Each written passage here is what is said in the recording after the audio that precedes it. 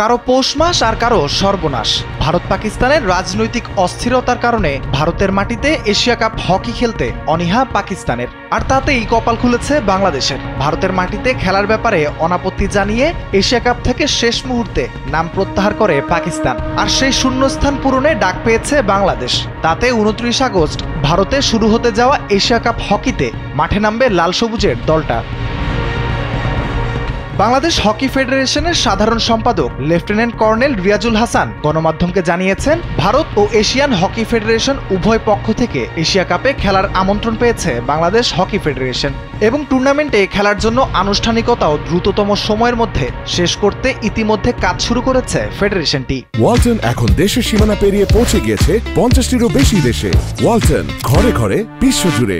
Asia কাপের মাত্র 11 দিন আগে আনুষ্ঠানিক আমন্ত্রণ পেল বাংলাদেশ, যদিও গত 5 দিন ধরে বাংলাদেশ হকি দল ক্যাম্প ও অনুশীলন করছে। এদিকে বাংলাদেশ থেকে ভারতের ভিসা বেশ সময় সাপেক্ষ। টুর্নামেন্টের আমন্ত্রণ পেলেও এখনো প্রস্তুতি ছাপিয়ে ভিসাও একটা বড় চ্যালেঞ্জ ফেডারেশনের সামনে।